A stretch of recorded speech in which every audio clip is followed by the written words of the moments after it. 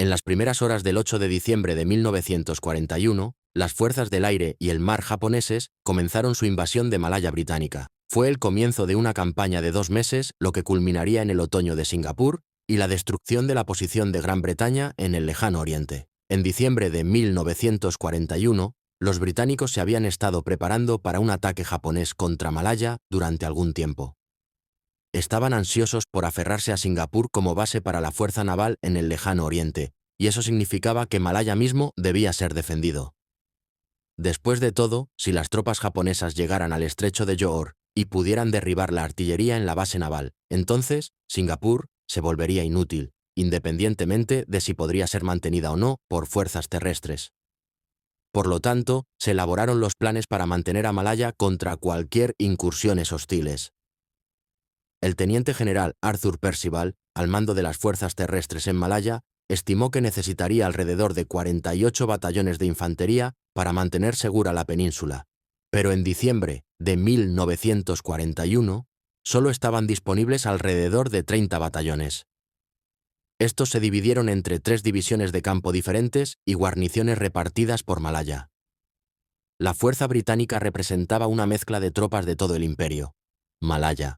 Muchos habían llegado recientemente a Malaya y tenían poco tiempo para entrenar juntos, y mucho menos en la lucha especializada en la jungla. Muchos batallones indios en particular eran reclutas frescas, algunos de los cuales habían sido entrenados en la guerra del desierto con la expectativa de servicio en el Medio Oriente. Aunque había mucha artillería y armas antitanque, había una falta de personal de comunicaciones y absolutamente ninguna armadura. Los defensores estaban subestimados, subrayados y subequipados. El contraste con las tropas de invasión japonesa no podría haber sido más marcada. Bajo el mando del teniente general Yamashita Tomoyuki, el ejército 25 aterrizaría 2 divisiones en el norte de Malaya y conduciría un tercero a través de Siam hacia el norte. Sus tropas fueron entrenadas para operaciones anfibias, bien motorizadas y blindadas, y tenían una experiencia de combate significativa de la lucha en China. La invasión sería apoyada por aviones de la Tercera División Aérea, así como el apoyo de la Armada japonesa. Ambas partes pensaron que la batalla por el aire sobre el norte de Malaya sería crucial para el resultado de la campaña.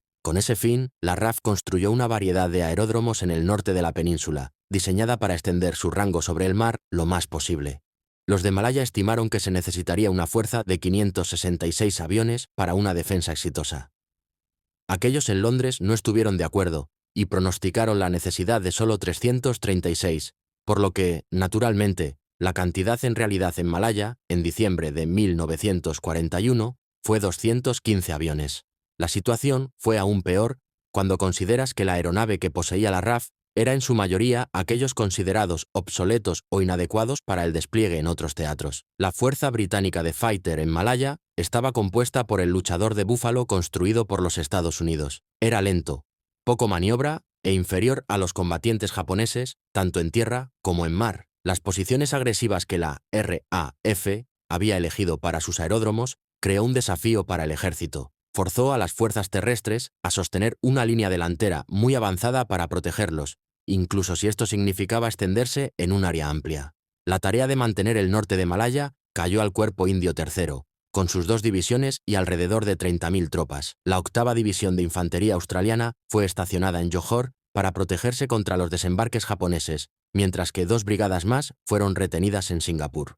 De las 5 brigadas operativas del Tercer Corps, 4 estaban en la línea del frente. La unidad más fuerte, 11ª División, estaba posicionada para defender la frontera norte de Malaya con Siam. Tenía una de sus 3 brigadas en reserva para apuntalar cualquier violación. Efectivo. Mientras tanto, la 9ª División India celebró la costa este, protegiendo a los aeródromos en Kota Bharu y Kuantan, pero solo tenía 2 brigadas, por lo que no hay reservas disponibles. Ninguna de la división estaba en condiciones de apoyar al otro durante una invasión. El 4 de diciembre, un convoy japonés de 19 barcos emprendió su viaje a Malaya. Un avión de reconocimiento australiano informó la armada al sur de Cape Camboya el 6 de diciembre. Tan pronto como esto sucedió, la decisión clave para los altos funcionarios británicos en Malaya se convirtió en si lanzar o no la Operación Matador. Matador era un plan para una huelga preventiva en Tailandia, para confiscar puertos clave y evitar que una invasión japonesa llegue a tierra en primer lugar. Negar estos puertos a Japón significaría que las líneas de suministro enemigas tendrían que correr hacia el sur desde Bangkok, obstaculizando masivamente la invasión de Malaya. Año Originalmente concebido como un movimiento hacia adelante audaz y decisivo, en diciembre de 1941, Matador había sido adelgazado debido al bajo número de tropas disponibles. Las tropas de la 11ª División India aún avanzarían y asegurarían Singora, pero se permitiría un aterrizaje japonés en Patani. Se ordenaría a 2 batallones indios y una batería de artillería malayo que mantenga a los japoneses en una posición fácilmente defendible 30 millas dentro de Tailandia, conocida como la Repisa. Esta operación más pequeña se denominó Crocol. Matador había sido controvertido, ya que un ataque preventivo contra una nación neutral como Tailandia podría hacer que Gran Bretaña parezca el agresor y sea más difícil asegurar el apoyo de los Estados Unidos. La autorización tardó hasta el 5 de diciembre para activarlo.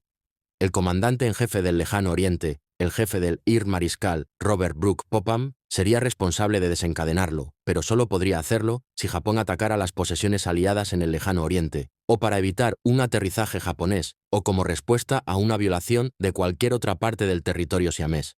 La redacción de las órdenes de Brooke Popham fue tal que, en su opinión, lo puso a cargo de declarar la guerra contra Japón, por lo que quería estar absolutamente seguro de que una invasión japonesa realmente era inminente antes de ordenar la ejecución de Matador. Entonces, cuando la información sobre los convoyes japoneses que se observaron en el mar llegaron a Brooke Popham a las 2 de la tarde del 6 de diciembre, se retiró hasta que su intención era más segura. No quería enamorarse de un acantilado japonés. El Cuerpo Indio 3, responsable de mantener el norte de Malaya y llevar a cabo Matador, fue ordenado al más alto grado de alerta. Esta orden encontró al comandante del tercer cuerpo, el general Sir Lewis Heath, en la conferencia con el general Arthur Percival, el comandante general de las fuerzas terrestres británicas en Malaya.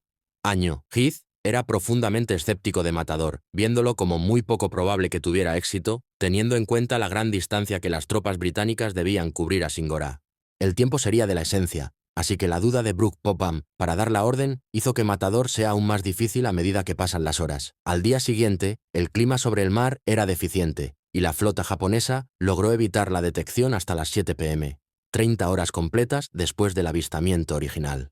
Para entonces, la flota estaba a solo 70 millas de Singora, al vapor al sur a gran velocidad. Sería demasiado tarde para lanzar a Matador ahora con la expectativa de tomar el puerto, ya que los japoneses los vencerían a Singora, incluso si los británicos se fueran de inmediato. El general Percival le aconsejó a Brooke Popham que Matador ahora debería ser cancelado, pero el comandante británico en jefe dudó, no queriendo prescindir de su única opción ofensiva en esta etapa temprana. A las 10:30 de la noche se ordenó al Indian Tercer Cuerpo que no comenzara a Matador, sino que mantuviera las tropas en posición listas para lanzarlo en cualquier momento si se ordena.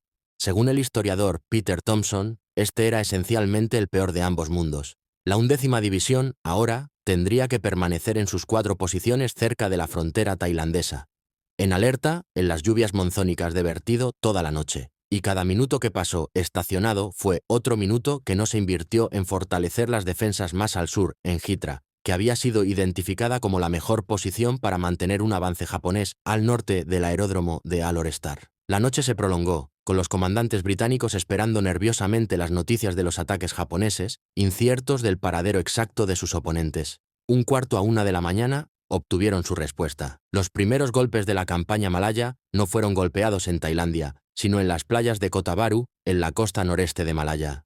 La invasión comenzó con un destacamento bajo el mayor general Hiroshi Takumi de la 18ª División japonesa.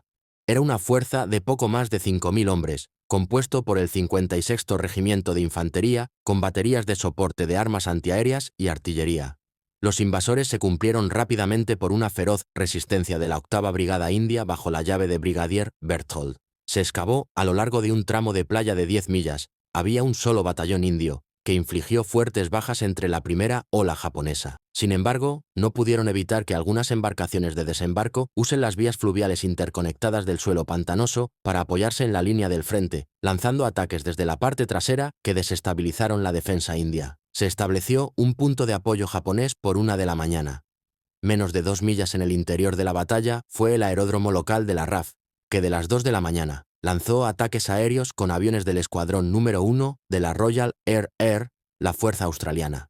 El feroz fuego antiaéreo iluminó el cielo mientras los pilotos voladores Lockheed Hudson Bombers montaron incursiones exitosas en los transportes que transportaban a los hombres de Takumi. 2 barcos fueron dañados y un tercero hundido. Fue una victoria bienvenida, pero la lucha en la playa se mantuvo tan intensa como siempre. Después de 4 horas de combates, a las 3:45 de la mañana, los defensores habían sido desplazados en su mayoría de la playa, lo que significaba que el aeródromo ya estaba bajo amenaza de captura, ya que estaba tan cerca de la costa. Reconociendo esto y ansioso por repeler la invasión en la playa, después de que el amanecer, Brigadier Key ordenó un contraataque con sus reservas. Se criaron 2 batallones indios para atacar la cabeza de playa de norte a sur. A lo largo del día, la dura lucha se disparó en la costa, pero lentamente los japoneses comenzaron a tomar la ventaja, ayudado por grandes ataques aéreos. La lucha se acercó al aeródromo, y cuando dio un rumor de que los japoneses se habían roto, alguien en la base, cuya identidad ha seguido siendo un misterio, ordenado sin autorización de que una política de tierra quemada entra en acción. Los edificios y los vertederos de combustible se incendiaron, y para cuando Brigadier Key y el comandante de la RAF, el comandante de ala C.H. Noble, podría confirmar que el rumor era falso, era demasiado tarde. Los refuerzos japoneses adicionales llegaron a la playa a partir de las 7 p.m., y la posición en la costa se volvió insostenible, lo que provocó un retiro a la ciudad de Kota Baru, un poco por tierra. Al final del día siguiente, la 8ª Brigada había retirado más. Se había logrado un japonés este punto de apoyo en el este de Malaya, ya que la pérdida de 320 tropas muertas y 528 heridas. Las pérdidas indias y británicas habían sido 68 muertos, 360 heridos y 37 desaparecidos. Tras la pérdida de Kota Baru, el comandante del Cuerpo Indio III, el general Sir Louis Heath, abogó por un retiro mucho más sustancial, con la 8ª Brigada retirando tierra adentro a Kuala Lipis. Esto entregaría una gran parte del noreste de Malaya a Japón, pero permitiría a la brigada volver a despluir a través de la red ferroviaria a la costa oeste de manera efectiva. Este plan fue bloqueado inicialmente por el general Percival, quien estaba horrorizado por la idea de entregar un área tan grande a los japoneses tan pronto después de la invasión. Pronto, sin embargo, una situación que se deteriora rápidamente en el oeste de Malaya no dejaría a los británicos ninguna opción. En el próximo episodio nos centraremos aquí, mirando una de las primeras victorias más importantes del ejército japonés en la batalla de Hitra.